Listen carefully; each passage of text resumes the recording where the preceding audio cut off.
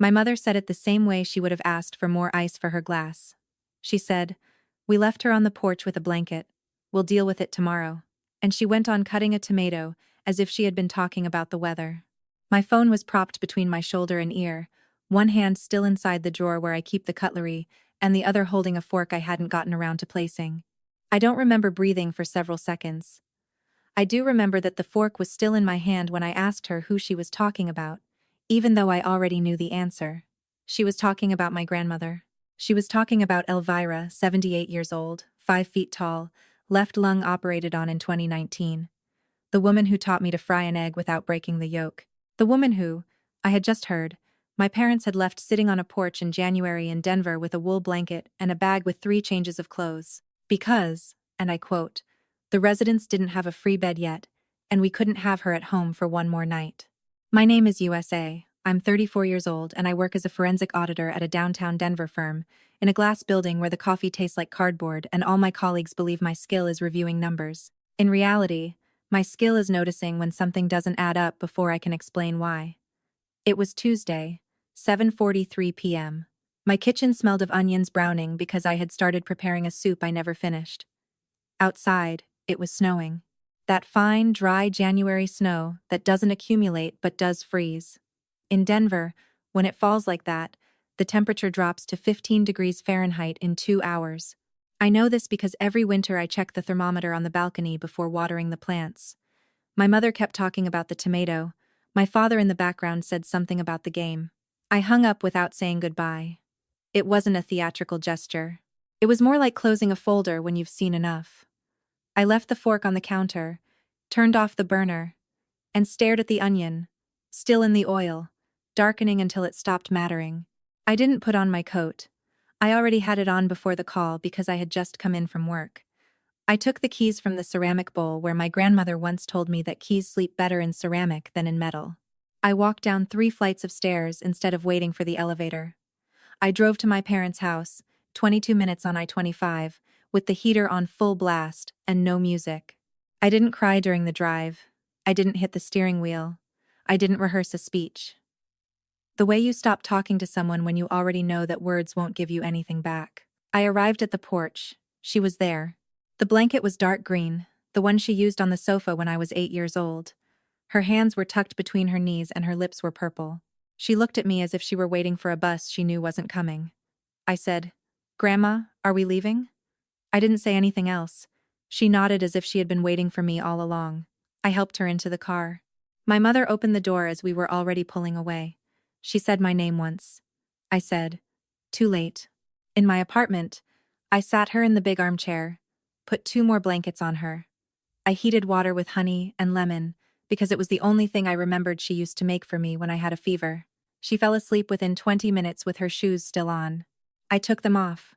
Her feet were cold, a cold that wasn't from outside, but from within, a cold that had been accumulating under her skin for hours. I turned off the living room light and walked to the kitchen without turning on any others. I sat on the linoleum floor with my back against the oven door and cried for 14 minutes. I know because the microwave clock read 9:02 when I sat down and 9:16 when I got up. I didn't make a sound. My grandmother was sleeping in the next room and had not deserved another sound for 78 years.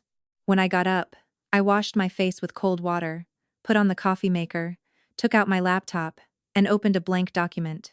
My hands needed a task while my head decided what kind of person I was going to be from that night on. I started with what I knew how to do. Numbers. I opened the bank portal where my grandmother had her account since 1984, the one I had helped her set up online 2 years earlier. The password was her dead dog's name, followed by the year she immigrated. I logged in. The account had $142. 3 months earlier, it had $18,000. I looked for the transfers. There were 7, all to a joint account in my parents' names. The first was from March, the last from the previous week. I opened a new spreadsheet. Column A, date. Column B, amount. Column C, declared concept. Column D, real recipient. I called Diana at 10:41 p.m. Diana is a family lawyer. She was my college roommate and has a habit of arguing with waiters about whether 15% is calculated before or after tax. I said, I need your help and I don't need you to ask me how I am. She said, give me 20 minutes. She arrived with a yellow notepad, 2 pens, and a box of ginger cookies that no one asked for. She sat at my kitchen table, opened the notepad and said, tell me from the beginning, without adjectives. She didn't interrupt me once. She didn't touch my arm. She didn't say, how awful, or I can't believe it, she wrote. She asked specific questions. Were there really 7 transfers? Did they really leave her on the porch? Are there cameras on that street? The way someone who loves you orders chaos without asking your permission to order it. And there, while Diana numbered the transfers in blue ink, I remembered something I hadn't remembered in 20 years. I was 9 years old. It was Christmas Eve. My younger brother had just received a red bicycle with silver ribbons. I had asked for a watercolor set. It didn't arrive. My mother looked at me from the other side of the tree with that smile she used to close conversations and said, you don't need it, USA, you always manage. My grandmother, who was sitting in the armchair with a glass of anise, got up without saying anything, went to her room, came back with an envelope and put it in my lap. Inside were 3 folded bills and a note that read, for your watercolors from the grandma who does need you. I didn't cry that Christmas. I learned something more useful. I learned that in my family, being capable was a way of being invisible, and that being invisible was a way of being free. I returned to my apartment's kitchen table at 34 years old, with Diana enumerating financial crimes in a yellow notebook, and understood that my parents hadn't left my grandmother on a porch that night. They had been leaving her on porches for years, only this time there was a real one. The next day, at 8 a.m., we were in the office of the Assistant District Attorney of the county, Marisol Barrett, 3rd floor, desk with 2 screens, a mug that said World, Calm. She listened for 40 minutes without interrupting. In the end, she said 3 things. First, this is not a family matter. It is elder financial exploitation, a federal crime under the Elder Justice Act. Second, abandonment in life-threatening conditions of a dependent person, a Class 4 state crime in Colorado. Third, the case already had a number. She wrote it down for me on a yellow post-it. 226-0467. She gave me the name of Detective Torres, from the Elder Protection Unit, and Marcus, the bank's fraud liaison. I called them both that same afternoon. I took notes of everything, full names, extensions, exact times, verbatim phrases. The precision with which I review balances at my job applied for the first time to my own life. I took my grandmother to the doctor. Early hypothermia, moderate dehydration, a urinary tract infection that had been untreated for weeks. The doctor looked at me over his glasses and asked who her primary caregiver was. I told him, as of yesterday, me. He wrote it in the file. Meanwhile, my mother called 18 times in 2 days. My father 9. My aunt, my mother's sister, 4. I didn't answer any. Not out of anger, because Detective Torres had literally told me, from now on, you don't talk to them, we do. The way silence stops being distance and becomes strategy. On Friday night, they both appeared at my door, my mother in her camel coat, my father behind her, car keys still in hand, as if he had prepared an exit before entering. I opened the door because my grandmother was sleeping and because it no longer mattered. They stood in the entryway. She in front, he Clear's throat, half a step behind. Both looking at the hardwood floor as if it were the first time they had seen it. Although they had been in that apartment for 9 different birthdays, my mother spoke first. She said it had been a misunderstanding. She said the residents had promised a bed. She said that as a family we could fix it, that we shouldn't do something we would all regret, that she is also my mother, USA. My father nodded every 5 seconds, like someone punctuating a sentence someone else is writing. I let them talk until they ran out of vocabulary. When silence fell, I said, the case has already been referred. It has a federal number. The decision is no longer mine. My father sat on the entryway floor, literally sat with his back against the wall and put his hand over his face. And the sound he made was not like the times I had seen him feign disgust in family scenes. My mother did not sit down. She stood looking at her hands as if she was searching for something between her fingers, and finally said, very softly, I should have told you. I knew. I'm sorry. I believed her. It changed nothing. Both things are true at the same time. I asked them to leave. They left without arguing. I closed the door. I didn't slam it. There was no satisfaction in slamming it. I sat on the entryway floor where he had been sitting a minute earlier, and this time I didn't cry.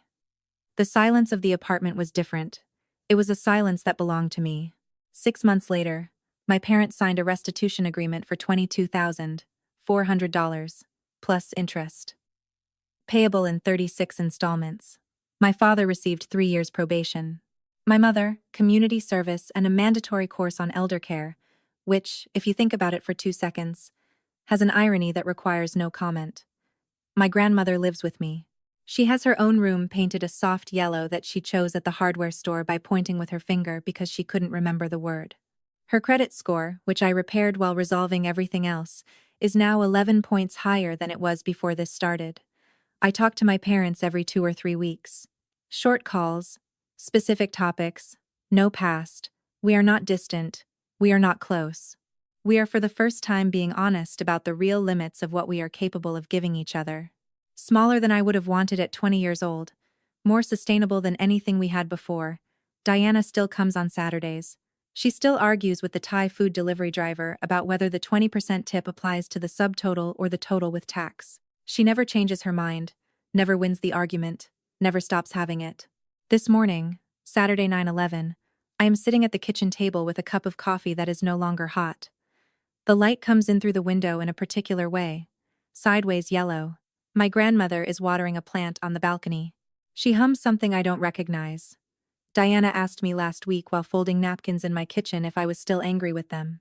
I thought about it longer than she expected. I told her, I'm not angry, I'm free.